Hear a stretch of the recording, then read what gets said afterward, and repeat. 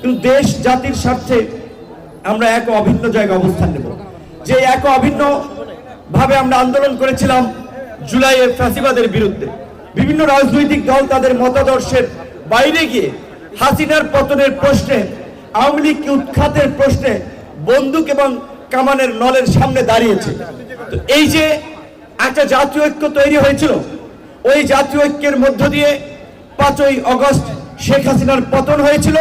5ই August জনতা রায় দিয়েছে আওয়ামী লীগ এদেশের রাজনীতি থেকে বাতিল। সেই বাতিল মালকে আর ফিরিয়ে আনার কেউ চেষ্টা করবেন না। সরকারকে আমরা জানিয়েছি, রাজনৈতিক দলগুলোর সাথে আমাদের আলাপ আলোচনা। বাংলাদেশে অনেক রাজনৈতিক দল আছে, এখনো প্রায় 50টির নিবন্ধিত রাজনৈতিক দল আছে। কাজে একটা আওয়ামী লীগ না থাকলে এই দেশের কিছু হবে না।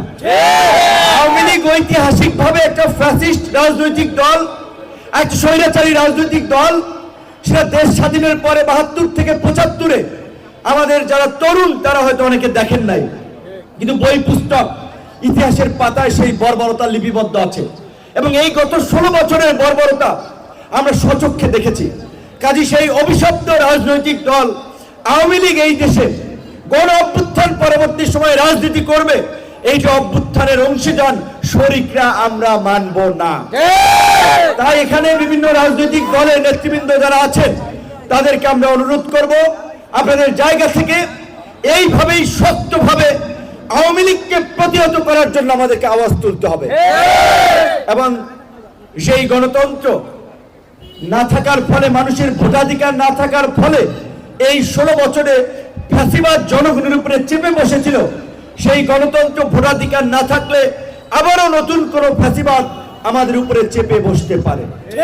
সেই জায়গা থেকে স্বাভাবিকভাবেই আমরা মনে করি, আমরা যে রাষ্ট্রের সংস্কারের কথা বলছি, বাংলাদেশে একটা অবাধ সুষ্ঠু নিরপেক্ষ নির্বাচনের মাধ্যমে গণতন্ত্রের প্রাতিষ্ঠানিক রূপদান কিংবা গণতন্ত্রের পথে যাত্রা, এইটা রাষ্ট্র সংস্কারেরই একটা অংশ। কাজেই যত দ্রুত সম্ভব একটা নির্বাচনের মধ্যে দিয়েই এই সংকটের উত্তরণ।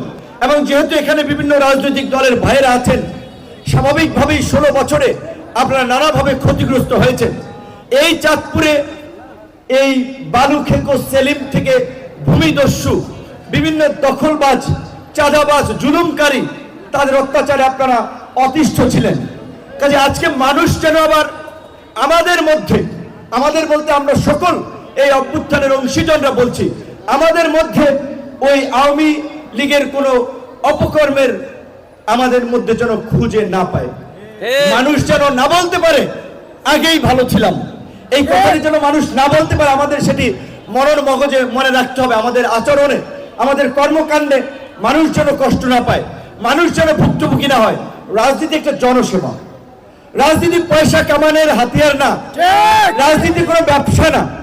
রাজনীতি যদি নিজের ঘরের খেয়ে বরের মোষ তাড়াতে পারেন তাহলে তারা রাজনীতি করবেন। বিশেষ করে এখানে বিভিন্ন রাজনৈতিক দলের নেতৃবৃন্দ আছে, তারা যদি একত্রিত হয়ে এইভাবে এলাকার উন্নয়ন সমস্যার প্রশ্নে যদি মাঝে মাঝে আলাপ আলোচনা করে বসে, ইনশাআল্লাহ আমরা খুব দ্রুত সময়ের মধ্যেই, শুধু চাঁদপুর নয় সারা বাংলাদেশেই একটা নতুন বাংলাদেশের যে আকাঙ্ক্ষা জনগণের মাঝে আমরা দেখতে পাচ্ছি, আমরা সেই জায়গায় দেশকে নিয়ে যেতে পারবো।